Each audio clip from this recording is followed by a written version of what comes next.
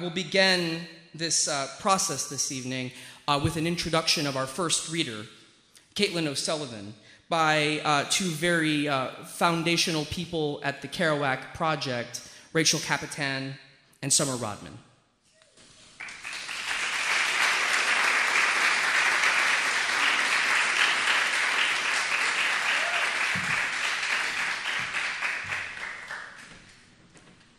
Good evening, everybody. I just wanted to thank you all for coming tonight. I wanted to just let you know a little bit about the Kerouac Project in case you haven't heard of it before.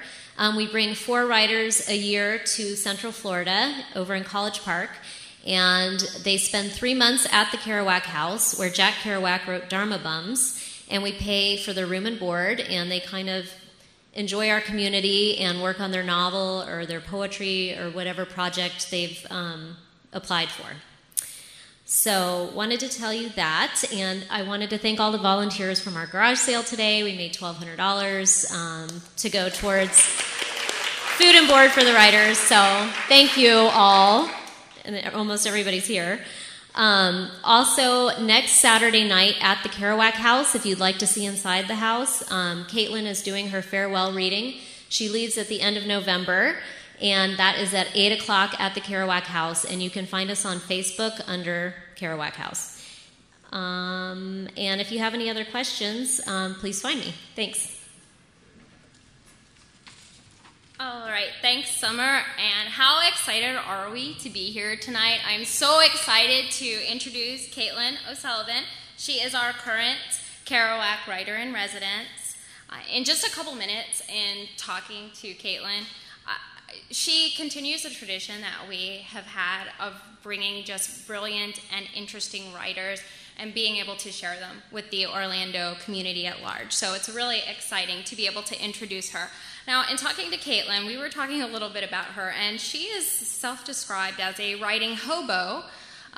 She's a writing instructor, and she's working on a historical novel. It's set in 1931. It's called The Kiss-Off. The title is inspired by gangster slang, and it means goodbye or like a breakup or endings.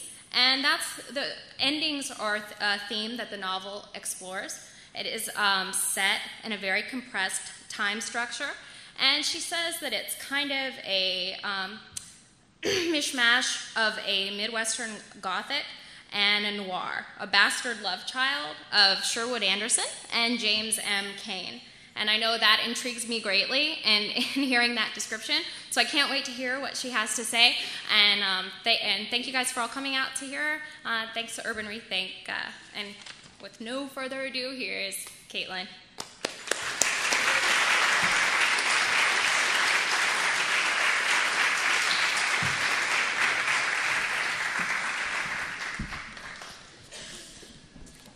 Hello. Wow. It's so cool to see a whole room full of people who are here for a literary reading. There aren't that many cities that have that kind of culture that you can have a room full of people here turned out to hear people read. And so I feel really privileged to be here and excited to be here. And thank you for that introduction, Summer and Rachel. That was very sweet. So I'm going to read you 2 sections from the novel that we were just talking about, The Kiss-Off. I am currently working on showing this to agents, so if there are any agents in the audience, give me a call. The novel is set in rural Minnesota during the Great Depression. The main character is a young woman who's a waitress, and she's supporting her mother, and they are pretty much at the very edge of financial stability. They're about to go under. When somebody comes and knocks at their door in the middle of the night. Now, they're in rural Minnesota. This kind of person, you don't get knocks at the back door in the middle of the night.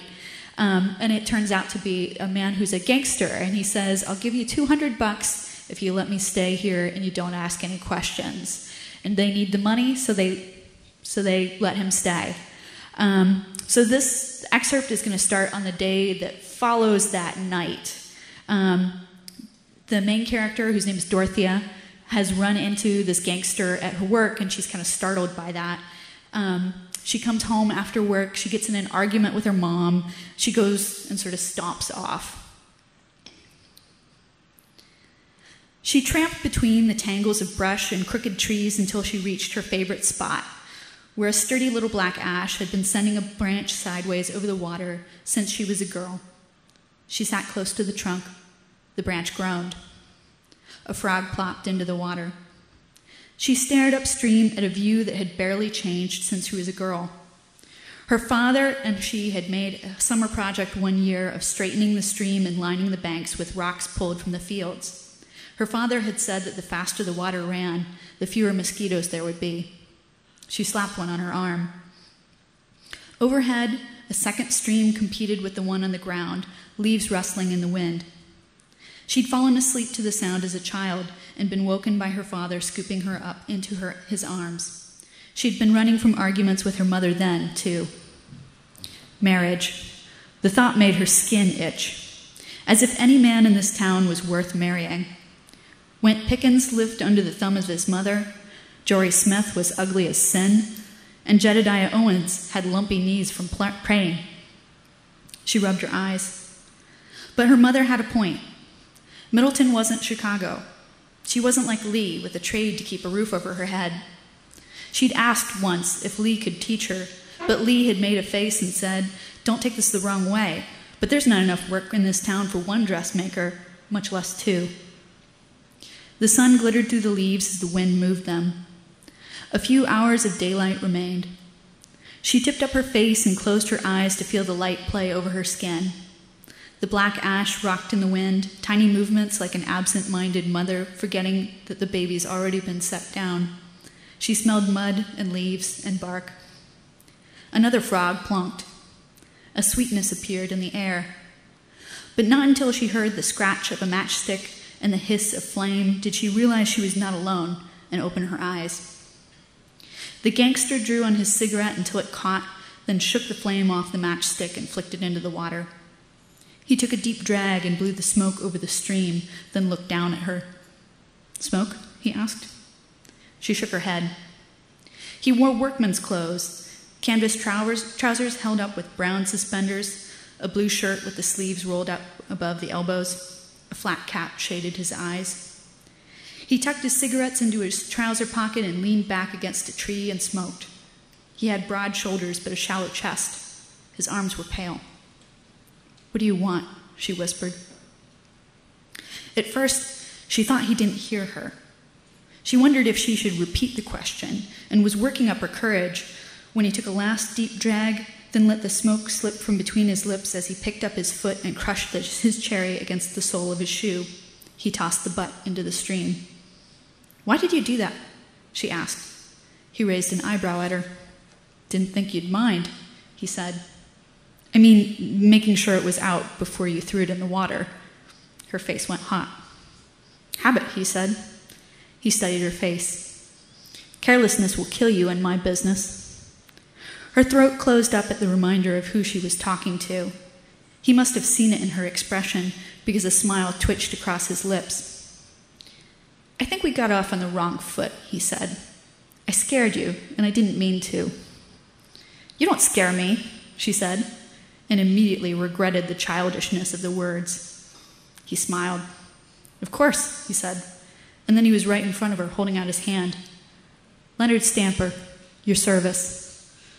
After a second's hesitation, she took his hand, and to her surprise, he gave it one firm shake and let go, before leaning against the tree again, one hip out, hands tucked in his pockets. "Dorothea Jenkins," she said. They regarded each other. In the sunlight, no longer wearing the snappy suit, he looked like any other hand her father had hired in previous years, except for a lazy relaxation that enveloped him from head to toe. "My partner and I don't intend to trouble you," he said. "We can fix our own meals, and we'll keep to ourselves.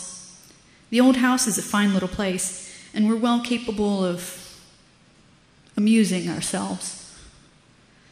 His voice was a light tenor that deepened on the last words, making her blush. "I can bring down some sheets from the house for you. I meant to do it earlier," she said. He lifted a hand and waved away her concern. "We were both in the war," he said. "A roof and a dry mattress still sound like heaven to me." He looked too young. He must have seen her thoughts on her face because he smiled and said, I was 16. I lied about my age. To be 16 at war. He shrugged. The Jerrys had it worse, poor bastards, he said. I saw a boy younger than me with his guts caught on barbed wire. Listened to him scream for 10 minutes before someone put a bullet in him. He must have seen the horror on her face because the hardness left his eyes, and he smiled apologetically. Sorry, he said. Sometimes I forget when I'm talking to a lady. Her heart fluttered once. She murmured something noncommittal, thinking, he is a gangster who is flattering you. You are not a lady. Stop it. He looked around. Beautiful spot, he said. He gestured to the banks. Your family do that? My father and me. He nodded. She tried a half-dozen sentences in her head, rejecting them as silly and uninteresting. He doesn't want to know about the stupid stream, she told herself, and stood up. You're welcome to... She waved at the clearing, and her voice trailed off. Idiot. I'll get those sheets, she said, and retreated, but stopped when he held up a hand. I actually came to ask if you could help me with something, he said. She froze. He smiled. Nothing criminal, I promise. Nothing criminal for you, anyway. I was wondering if you knew someone who'd be willing to share a bottle of the wet stuff. He let his voice trail off. For a moment, she stared at him. Moonshine? She said. You could try the dance hall over by Loon Lake, she said quickly, trying to cover her surprise. Most people bring their own, but there's usually a few extra bottles around if you know who to ask. And would you know? Despite the sunlight, his brown eyes were dark, almost black. I suppose, she said. Could you tell me? She swallowed. I don't know who'd be there, she said. Sometimes they're there and sometimes they're not. It depends. She wanted to leave, but she couldn't move. He didn't blink, didn't twitch. But you'd know if someone was there. Yes? A smile bloomed across his face, white teeth appearing like oleander petals. Well then, may I take you dancing tonight, Miss Jenkins? So they go to the dance. It's great, and then it's awful, basically. And she ends up being late to work the next day. She gets fired. She has an argument with her best friend. Her car breaks down. So it's basically like the worst day ever. And by the time she finally gets home, she's in a really bad mood. And this is where I have to kind of preemptively apologize to everybody in the room who likes animals, because this next section is not PETA approved. So if you like raccoons, especially, just like take a quick walk around the block or something and come back. So again, this is after she gets fired. It's basically the next day. The kitchen was dim. She crossed to the stairs and climbed without turning a light on. Halfway up, she heard something fall in the attic. She stopped mid-step. The goddamn raccoon. So it was reorganizing the attic to make itself more comfortable. Well, that was stop. It was stopping right now. She turned and went down the stairs, dropping her hat and purse on the kitchen table before kneeling to open the cabinet nearest the door. It held odds and ends of her father's things: his pliers, his ball of twine, his spare pipe tobacco. She breathed in the smell of him for a moment before reaching for the big aluminum flashlight he used when he went out to the barn at night. She turned it on and light came out orangey instead of yellow, but strong enough for her purposes. Something clattered in the cabinet. She reached it in and picked up the hammer that had fallen. Then, instead of putting it back, she hefted it. The wooden handle was dark where her father had gripped it. Put it away, she told herself. You don't need it. What you need is the .22 from the pantry. But her hand wouldn't release the hammer. Her arm would not move to replace it in the cabinet. She stared at the dark iron head, the shiny face with its faint crescent-shaped dents. She lifted it and felt again this strangely satisfying heaviness. Something hot and angry was churning in her stomach. She told herself it was logical to take the hammer up to the attic.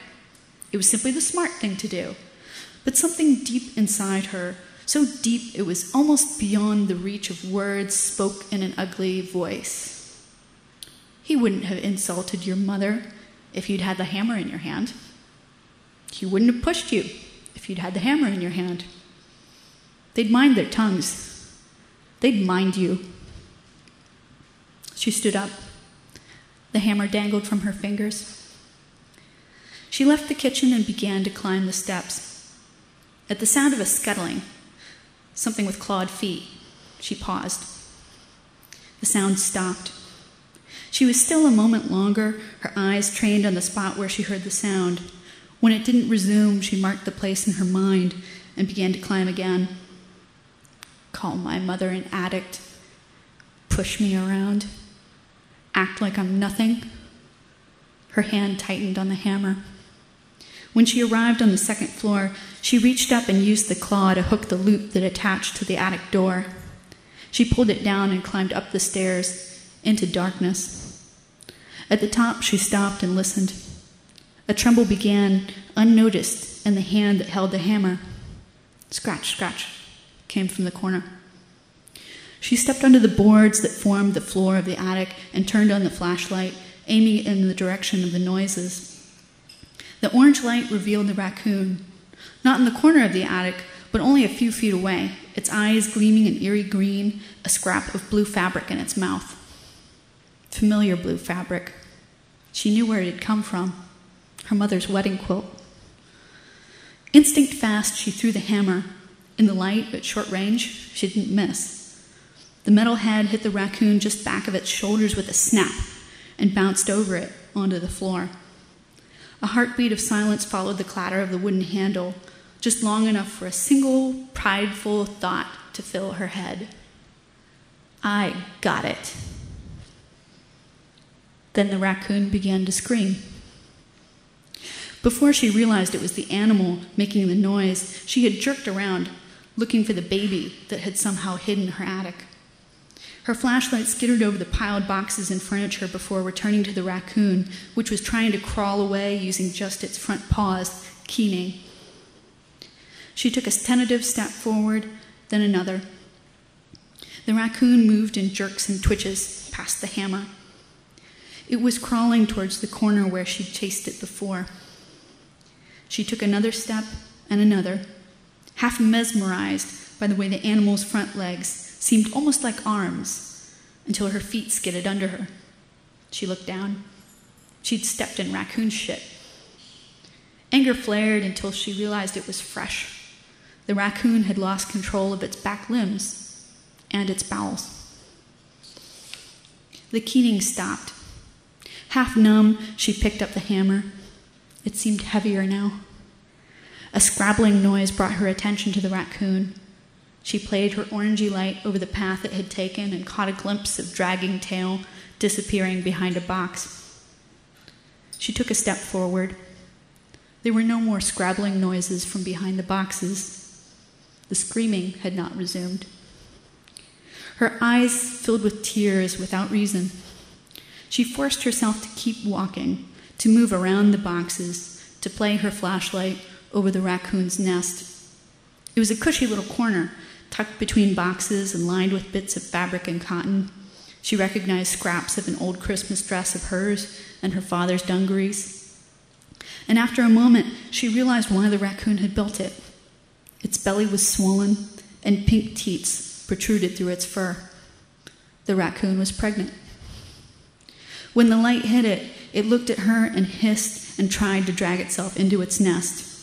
It heaved its head and front legs onto the rags, then stopped, panting. Its back paws were limp, the fur disarranged and dusty where it had been dragged. She sank to her knees. In the orange light, the raccoon's small, sharp teeth gleamed. One bright eye watched her. The hammer and the flashlight dragged at her hands. She found herself gasping for breath around the choking tightness in her throat. I killed you. And my babies, the raccoon said. The flashlight's beam flickered. She shook it once, and the beam brightened, then went out. She shook it again, then smacked it against her thigh, then smacked it again, and again, and again, until she realized she was only hitting herself. In the dark, she could hear the raccoon breathing. In and out. In and out. The tops of boxes began to emerge from the darkness as her eyes adjusted. The open attic let in just enough reflected light to make out the shapes of things. She watched the darkness take form and listened to the raccoon breathe and willed it to keep living. Breathe. Breathe. Breathe. Tears overspilled her eyes and made tracks on her cheeks. I'm wishing it to hurt more. She still clung to the sound of its breathing until the breath she was listening for didn't come. Her jaw began to tremble. She dropped the flashlight and the hammer so that she could cover her face with her hands, leaning forward as grief sucked the substance out of her belly and guilt bent her spine like a hand pushing down. Her mouth opened in a silent cry as she wept. In the beam of the flashlight, jostled back to life when it hit the floor, the raccoon's dead eyes watched. Thank you.